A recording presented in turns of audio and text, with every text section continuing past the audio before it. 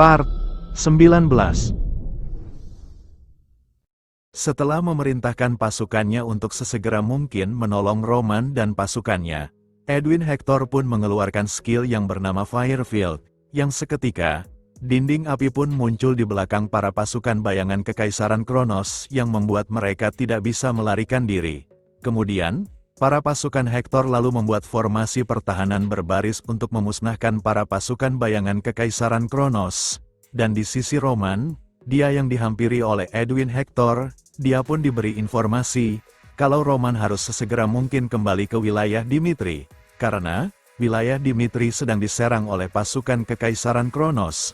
Namun, Roman yang mendengar itu, dia hanya tersenyum santai, seakan-akan kalau dia sudah tahu akan kejadian tersebut.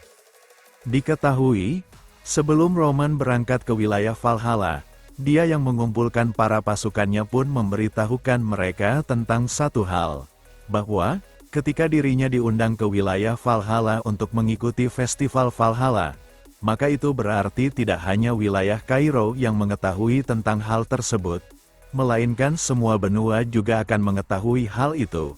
Dan jika dirinya adalah pihak Kekaisaran Kronos, tindakan dirinya pasti akan terungkap jelas. Kemudian Roman bertanya kepada para pasukannya, apakah dirinya akan diam saja melewatkan kesempatan yang bagus itu?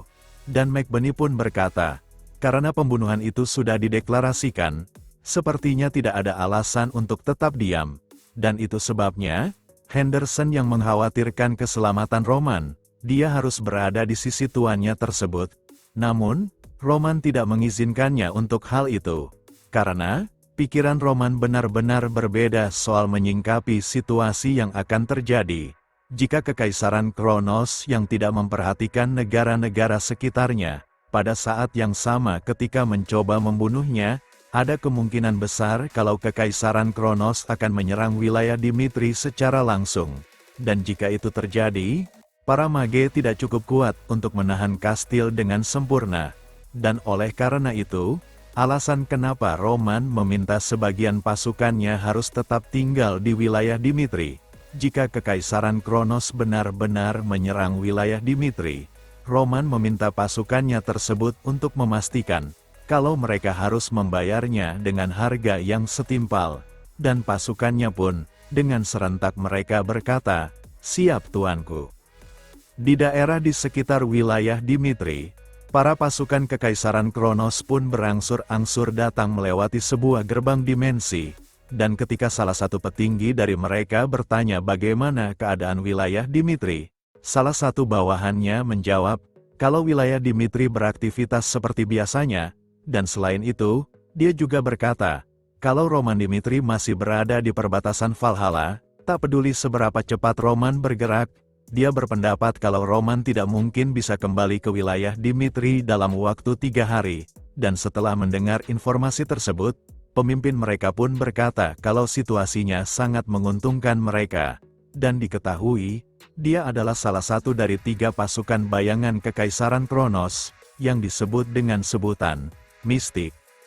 Setelah memerintahkan bawahannya untuk memulai penyerangannya, di sisi pihak kediaman Dimitri, beberapa pasukan penjaga kastil Dimitri yang melihat ke arah langit pun merasa kalau ada sesuatu yang tidak beres. Dan ketika mendengar gemuruh dan melihat kilatan petir di balik awan hitam, saat pemimpin mistik tersebut mengeluarkan skill Lighting Rain, lesatan petir yang sangat besar pun menghujani wilayah Dimitri. Namun serangan tersebut bisa dihalau oleh artefak Great Shield yang aktif secara otomatis ketika datangnya serangan langsung. Dan para pasukan kerajaan Dimitri yang menyadari dengan serangan tersebut, salah satu dari mereka pun meniupkan terompet untuk memberitahukan kalau ada serangan yang dilancarkan oleh pihak musuh.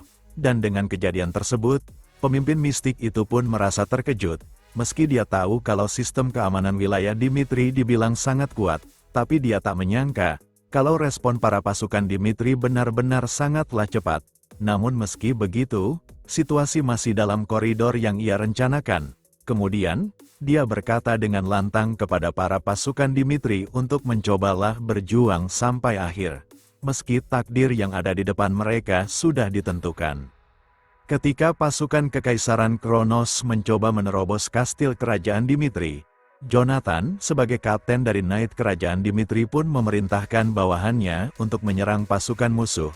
Dengan aba-aba dari Kapten Jonathan, bawahannya pun melesatkan tembakan panah ke arah pasukan Kekaisaran Kronos, sehingga membuat pasukan Kekaisaran Kronos pun kocar-kacir dengan serangan tersebut, dan di sisi Felix, dia yang sedang merapalkan mantra untuk menggunakan skillnya yang bernama Fire Rain. Setelah dia mengaktifkannya, serangan tersebut pun langsung menghujani para pasukan Kekaisaran Kronos, dan di sisi pemimpin mistik itu, dia yang melihat penyerangan tersebut, dia pun mengetahui kalau serangan tersebut berasal dari seorang mage yang sudah mencapai circle ke-6-nya, dan sekaligus menyadari, meski wilayah Dimitri hanya sebuah wilayah kerajaan, kekuatan mereka sangatlah berbahaya dan bisa melawan sebuah wilayah kekaisaran, dan jika dirinya bisa menghabisi wilayah Dimitri sepenuhnya, dia beranggapan, kalau itu akan bagus menjadikannya sebagai contoh, untuk para wilayah yang kuat di kerajaan benua Salamander, untuk berpikir dua kali ingin melawan Kekaisaran Kronos. Di sisi lain, di dalam wilayah Dimitri, para bayangan Kekaisaran Kronos pun berhasil menyelinap ke dalam wilayah Dimitri. Kemudian, pemimpin mereka pun memberikan perintah kepada anggota untuk menghancurkan fasilitas penting di wilayah Dimitri. Dan jika mereka melihat target di depan mereka, pemimpinnya tersebut berkata, kalau prioritas tertinggi mereka adalah membunuh targetnya tersebut, mau anak-anak, perempuan, atau lansia pun, pemimpin mereka dengan tegas memberikan perintah untuk membunuh mereka. Ketika mereka akan memulai misinya tersebut, salah satu dari mereka pun menyadari kalau ada yang sedikit janggal, karena kota tersebut yang terlihat sunyi seperti kota mati. Namun, ketika salah satu dari mereka untuk jangan memikirkan tentang hal itu, salah satu dari mereka pun mati tertusuk oleh seseorang. Dan hal tersebut ternyata dilakukan oleh Henderson, yang datang bersama McBurney, dan di sisi McBurney, dia berkata, kalau apa yang dikatakan oleh tuannya di beberapa waktu yang lalu, ternyata sesuai dengan prediksi tuannya tersebut. Sementara itu, di sisi Rodwell Dimitri yang berada di atas dinding kastil, ketika beberapa pasukan Kekaisaran Kronos berhasil memanjat dan menargetkan dirinya karena dia termasuk target yang diincar oleh Kekaisaran Kronos, pasukan Kekaisaran Kronos itu pun langsung bergerak dan melancarkan serangannya. Namun, Rodwell bisa menahan serangan tersebut, dan sambil menghalau serangan tersebut, Rodwell sudah meneguhkan hatinya, dikala kakaknya Roman Dimitri sedang tidak berada di wilayah Dimitri. Dia dengan tekadnya yang begitu besar akan bertarung sebagai seorang Dimitri, untuk memenuhi tugas dan kewajibannya sebagai keturunan Dimitri. Kembali ke tempat di dalam kota Dimitri, di sisi lain pasukan Kekaisaran Kronos yang berhasil menyelinap pun dihadang oleh pasukan Dimitri, dan ketika pemimpin dari bayangan tersebut berkata kepada pasukan Dimitri untuk menyingkir dari jalannya, pemimpin pasukan Dimitri yang bernama Fernando yang direkrut oleh Roman Dimitri ketika dirinya kalah saat melawan Roman Dimitri di beberapa waktu yang lalu, sambil mengeluarkan auranya, dia berkata kalau pasukan bayangan Kekaisaran Kronos tidak akan bisa melewati tempat tersebut dan akan mati di tempat itu. Dan diketahui, Fernando sekarang sudah diangkat menjadi Kapten Royal Knight keluarga Dimitri oleh Roman Dimitri. Next, kita lanjut di part selanjutnya. Terima kasih.